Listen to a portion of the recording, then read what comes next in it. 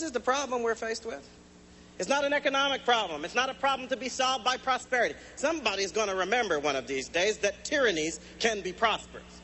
The Romans were under the boot heel of one of the worst despotisms in the history of mankind, and they had several centuries, in fact, in which they were reasonably prosperous before they collapsed. We're not just about prosperity and money and material things. We're supposed to be about freedom. But if we're about freedom, how can we go about rejecting the fundamental principle of freedom, throwing away the authority from which our liberty derives, and think we're going to survive as a free people?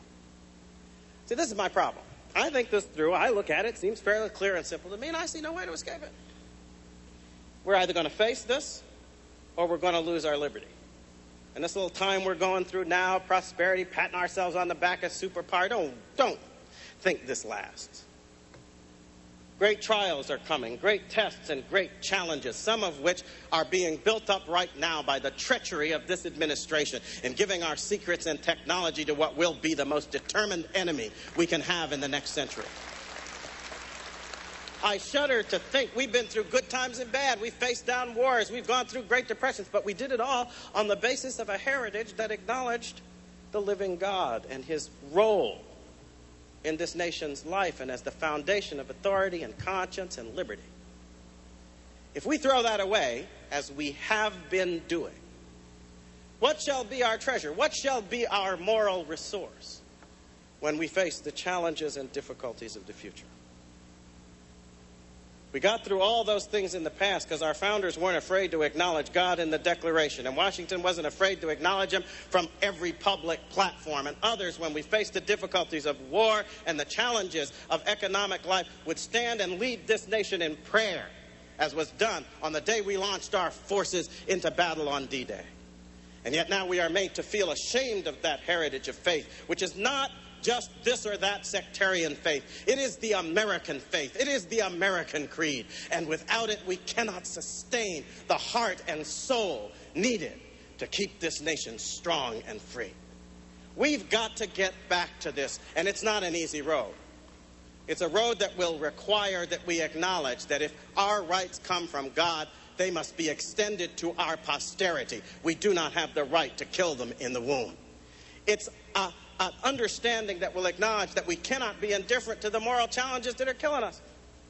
Just like this, I'm being criticized now because I said we got to restore the ban on homosexuals in the military. Got all these people who are trying to offer us choices we don't have while denying that we have the moral capacity to make the right choices we need to make. This isn't going to work, my friends. And if we follow leaders who are indifferent and careless with this heritage, I don't care what label they wear, Republican or Democrat, they're not going to do this country much good. So you have to make up your minds. This is not a game. We approach it in all the spirit of fun and games, but you look back on this century, you'll see the price that can be paid when people forget the basic lessons I just presented to you.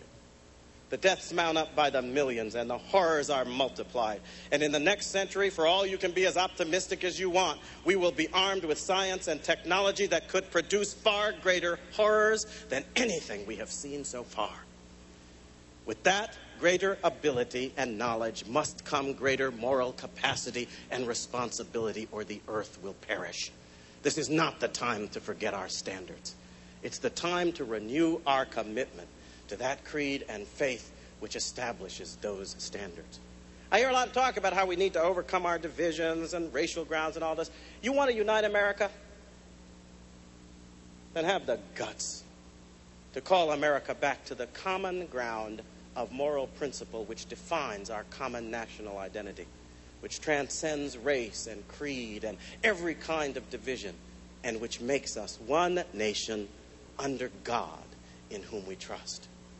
If as a party we have the boldness to stand forthrightly for that creed, then we will win, and we will deserve to win. If we do not, then cheer and applaud all you like. We will lose, and we will deserve to lose. But what is worst of all, if we do not find that courage now, then America is in danger for all its success of losing in this moment of our prosperity that which is so much more important than our prosperity. Our understanding that our liberty and our faith are one, and that it is our responsibility to pass them both on to the future. If we can dedicate ourselves to that, then I think we will lead this nation not just into years of prosperity, but into years in which the true light of liberty we are supposed to represent will continue to inspire not only our generations, but future generations around the globe. This is the choice that you are making in this election year. And I hope that you will ponder whether or not it's time to stop thinking about how we win this or that partisan victory and start thinking about what I think is the only real path to victory. How do we guarantee that in the years ahead, the most effective and articulate possible case will be made for restoring this nation's allegiance to its true principles of God-given liberty? Answer that question honestly when you go into the voting booth. And I will trust in God and take my chances.